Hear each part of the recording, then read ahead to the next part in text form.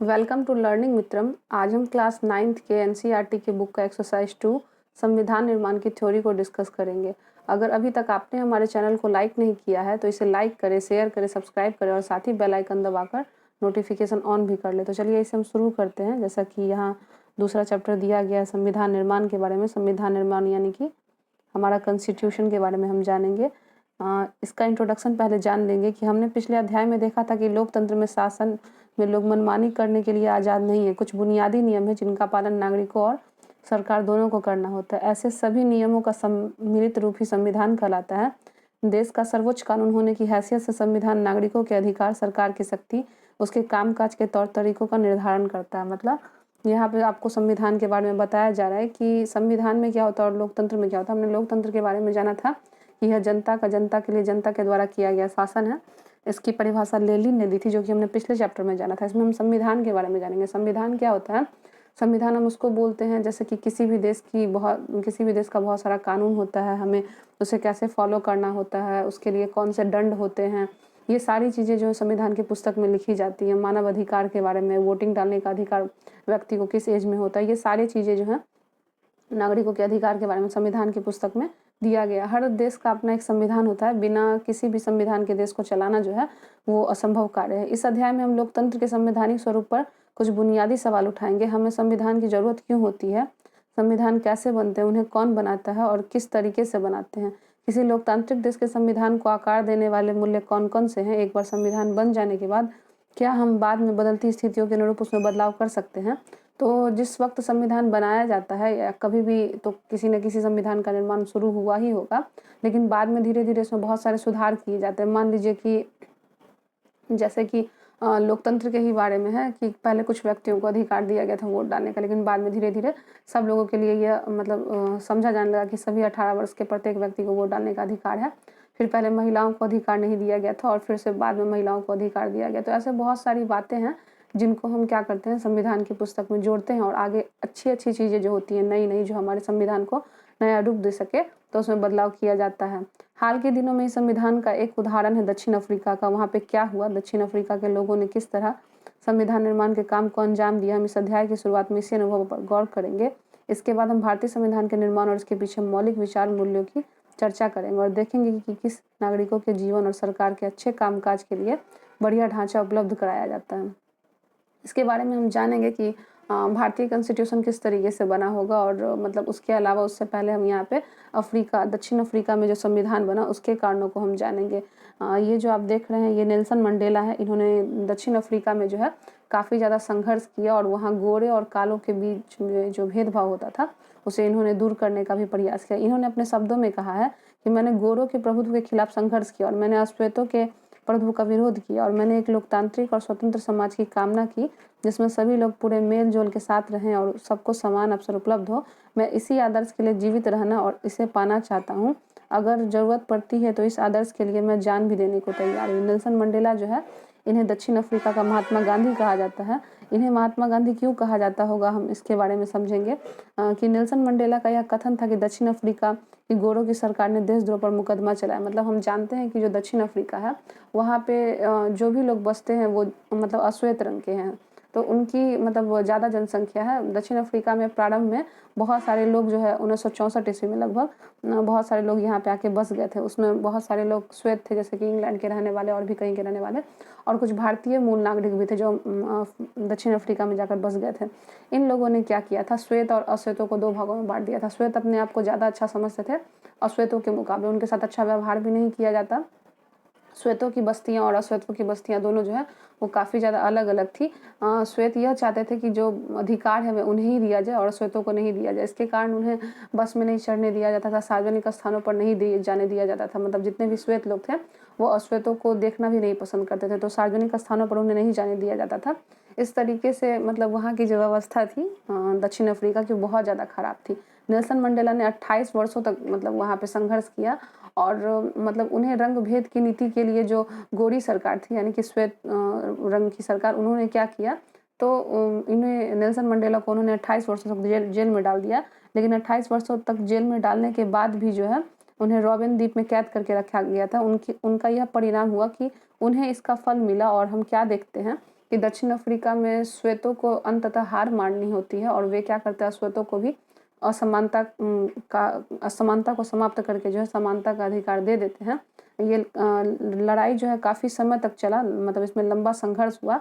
ऐसे बहुत सारे श्वेतों ने जो है अश्वेतों पर गोलीबारी भी की, उनकी हत्याएं भी कर दी और तत्पश्चात जो है बाद में धीरे-धीरे मतलब जो श्वेत सरकार थी उन्होंने इस बात को पूरी तरीके से मान लिया कि अगर हमें दक्षिण अफ्रीका में रहना है तो हमें अश्वेतों को भी जो है समान अधिकार देना होगा, श्वेतों की तरह ही।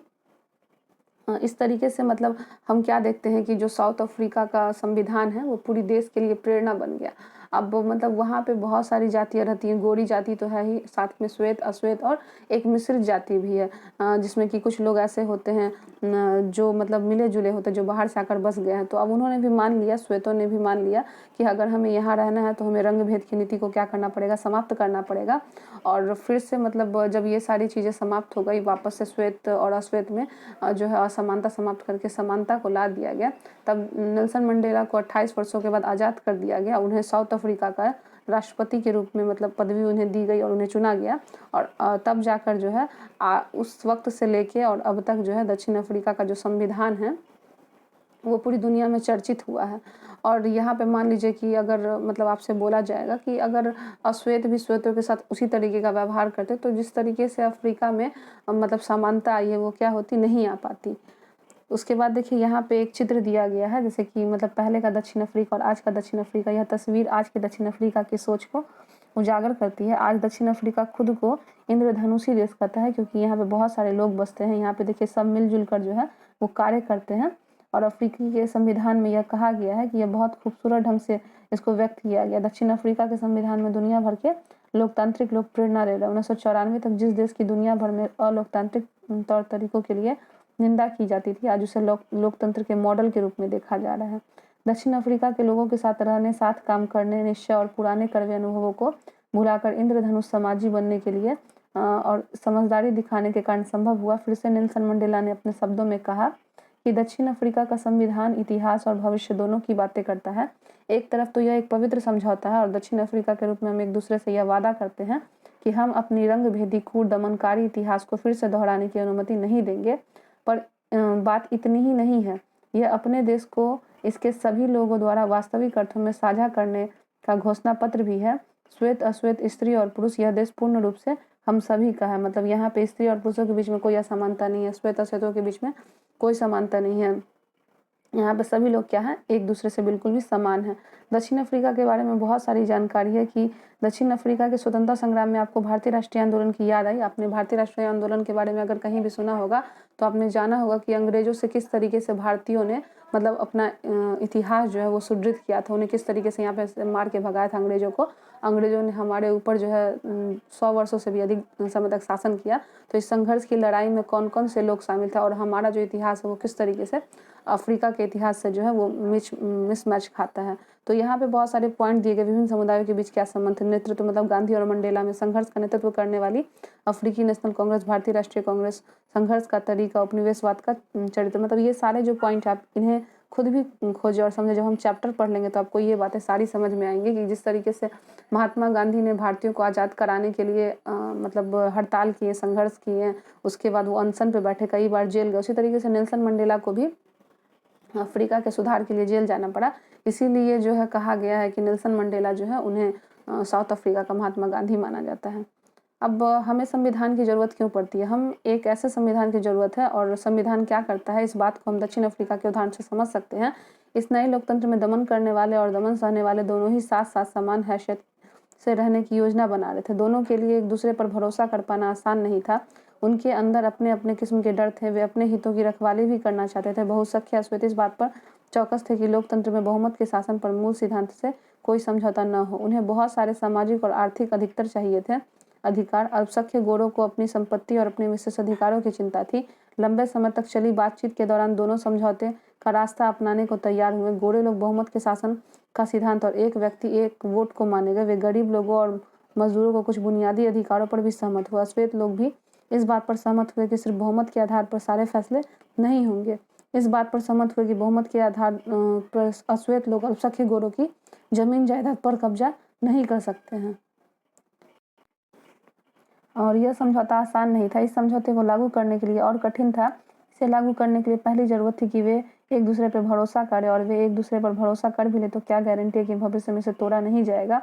ऐसी स्थिति में भरोसा बनाने और बरकरार रखने का एक तरीका था जो बातें तय हुई उन्हें लिखित पढ़त में ले लिया जाए, जिससे कि सभी लोग उन्हें मानने की बाध्यता रहे। चलिए इसे हम समझते हैं कि दक्षिण अफ्रीका में जो श्वेत और अश्वेत के बीच जो समान सरकार बनी, मतलब उसमें किस तरीके से श्वेत सरकार और अश्वेत सरकारों की भागीदारी थी कि अगर जैसे कि अभी लड़ाई हुई, श्वेतों ने अश्वेतों के साथ अच्छा व्यवहार नहीं किया, तो हो सकता है कि अश्वेत भी श्वेतों से बदला लेने के लिए वैसा व्यवहार कर सकते थे। तो इसको इन सब बातों को कि भविष्य में न हो, इसलिए इसे लिखित रूप में लिया गया कि श्वेत और अश्वेत दोनों के मतलब साझेदारी के रूप में जो है ये संविधान की पुस्तक तैयार की गई है। जितना श्वेतों को अधिकार होगा उतना अश्वेतों को भी अधिकार होगा। ये बहुत सारी ऐसी बातें थी जहाँ पे स्त्री और पुरुषों में किसी भी तरीके की समानता नहीं होगी।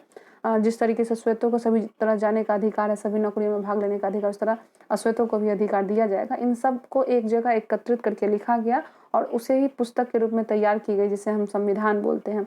भविष्य में शासकों का चुनाव कैसे होगा, इसके बारे में नियम तय होंगे, लिखित रूप में आ जाते हैं। चुनी हुई सरकार क्या क्या कर सकती है, क्या क्या नहीं कर सकती थी, लिखित रूप में मौजूद होता था। इन्हीं लिखित समय में नागरिकों के अधिकार भी होते थे, पर ये नियम तभी काम करेंगे जब जीत कर आने वाले लोग इन्हें आसानी से समझे और मनमाने ढंग से नहीं बदले। दक्षिण अफ्रीका के लोगों ने इन्हीं चीज़ों का इंतजाम किया। वे कुछ बुनियादी नियमों पर सहमत हुए थे। वे इस बात पर भी सहमत थे कि नियम सबसे ऊपर होंगे और कोई भी सरकार इसकी उपेक्षा नहीं कर सकती। इन्हीं बुनियादी नियमों के लिखित रूप को हम संविधान कहते हैं। मतलब संविधान में ऐसी बातों को लिखा गया जो मतलब नागरिकों के जीवन से संबंधित होते थे और उसे नियम माना गया कि अगर इस नियम का कोई उल्लंघन करता है तो उसे दंड दिया जाएगा। संविधान रचना सिर्फ दक्षिण अफ्रीका को ही नहीं खासियत दी है, हर देश में अलग अलग समूहों के लोग रहते हैं। संभव कि उनके रिश्ते दक्षिण अफ्रीका के गोरों और कालों जितने की कटुतापूर्ण नहीं है, पर दुनिया भर में लोगों के बीच विचारों और हितों में फर्क रहता है। लोकतांत्रिक शासन प्रणाली हो या न हो, पर दुनिया के सभी देशों को एक ऐसी बुनियादी नियमों की जरूरत पड़ती है। यह बात सिर्फ सरकारों पर ही लागू नहीं होती, हर संगठन के कायदे कानून होते हैं, संविधान होता है। इस तरह आपके इलाके का कोई क्लब हो या सहकारी संगठन या फिर राजनीतिक दल, सभी को एक संविधान की जरूरत पड़ती है। मतलब हम जो संविधान की पुस्तक तैयार करते हैं, कॉन्स्टिट्यूशन, उसमें बहुत सारे नियम कानूनों को देखा जाता है। अगर कोई उसका उल्लंघन करता है तो उसके लिए जो है सजा भी दी जाती है। कानून की नज़र में सभी लोग क्या होते हैं, बराबर होते हैं। इसी दृष्टि से जो है संविधान की पुस्तक को तैयार किया जाता है। ये तो हमने जाना अभी दक्षिण अफ्रीका के संविधान के बारे में।